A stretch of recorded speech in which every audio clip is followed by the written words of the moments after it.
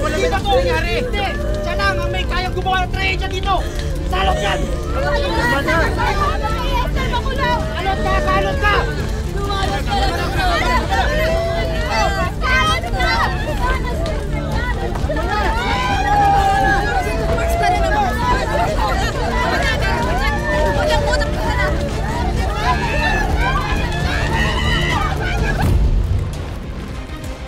Ivan! Lapas mo na yung patay! Takas mo na! Hindi! Ako ang papatay kay Lolo! Huwag ka nang kulit! Dadalhin ko sa'yo si Lolo. Sige na! Sige! Ivan!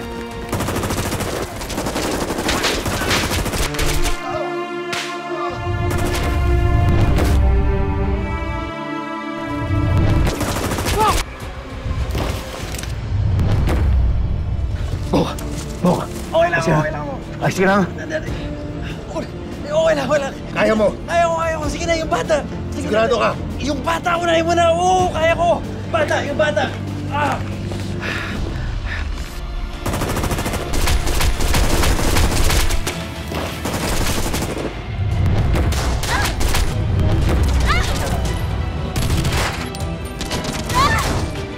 Hayop ka, Donna! Marami kang utang sa akin! Pinatay mo si Rain! Huwag kang mag-alala, Julio! Isusunod kita sa anak mo! Ah! Ah! Ah!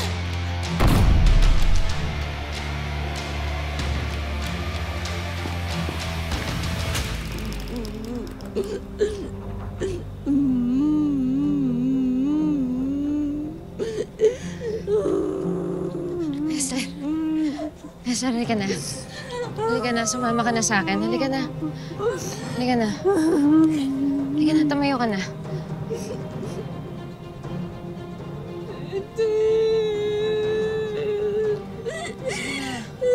Sige na, baka makuyog ka pa ulit eh. Sumama ka na sa akin. Halika na, tutulungan kita. Sige na. Hindi na. Kung nandito ka para gantihan mo lang ako, huwag na. Iwanan mo na lang ako. Iwanan mo na lang. Esther, hindi ko yung iniisip. Wala akong masamang plano sa'yo. Sa maniwala at kasi hindi, ayoko lang makuyog ka ulit. Kaya halika na. Tumayo ka na. Alitin mo to. Esther, dali na oh. Halika na.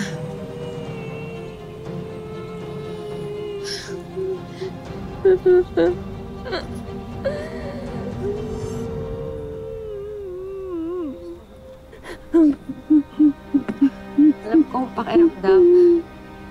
Ayon sa'yo lahat ng tao. Ang yakap king Wes, tatapusin ko na yung pagdarak mo. Mandaraya ka pa! Ba't di ka na lang kasi mamatay? Piniyarap po nila kami ng pere. Salot ka sa buhay namin!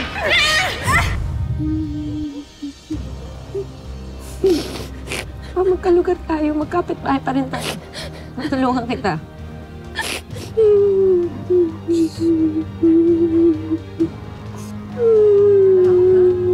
Tulungan ka na.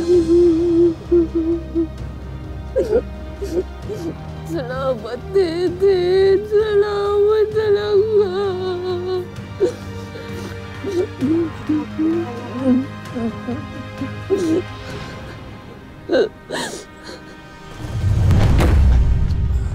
Okay na, di ba? Naano na natin yung sa Elsie, naayos na namin ni Benjo yung mga tutulugan ninyo ng mga bata. Pwede na muna kayo magpahinga. Ako, maraming salamat ha.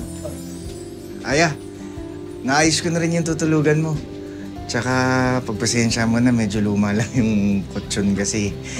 Alam mo naman, luma na yung mga gamit namin dito pang mga mahihirap. Si Benjo talaga.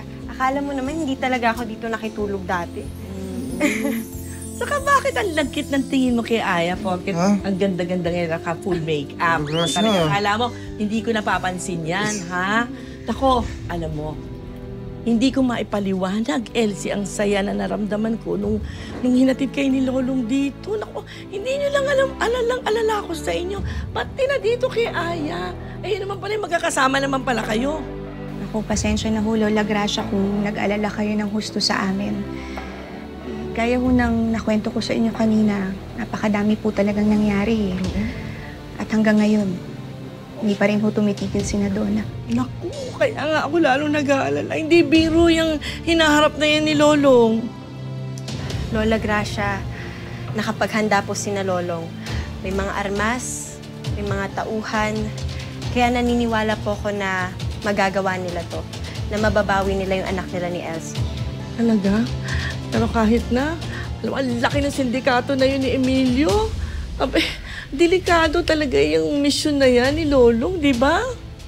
Wala, parang hindi naman kayo sanay dun kay Lolong. Alam niyo namang susuungin ng lahat para lang sa mga taong mahal niya. Buti kami, sanay na kami sa'yo. Ano?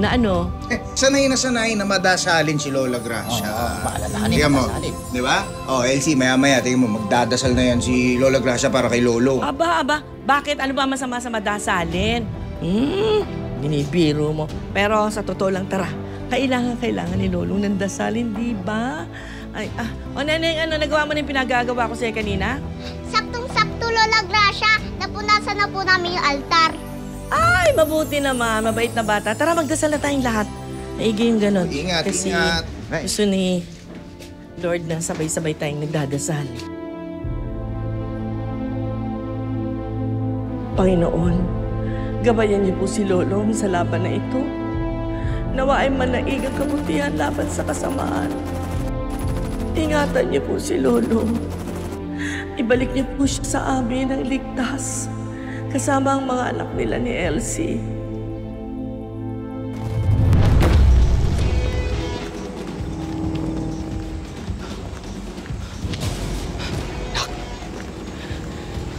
Kailangan kita ilayo dito bago ko patayin si Lolo. Nasaan pa yung bangka dito?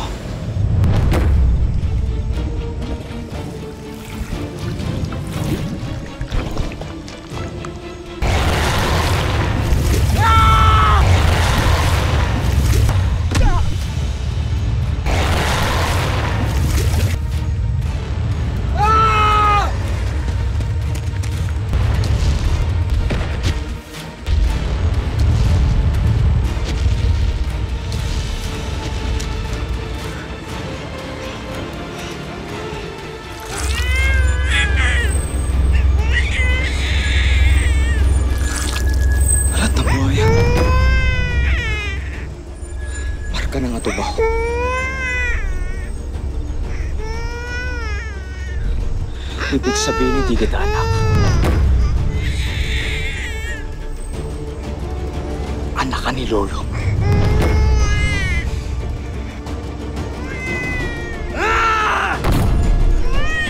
Hindi kita anak!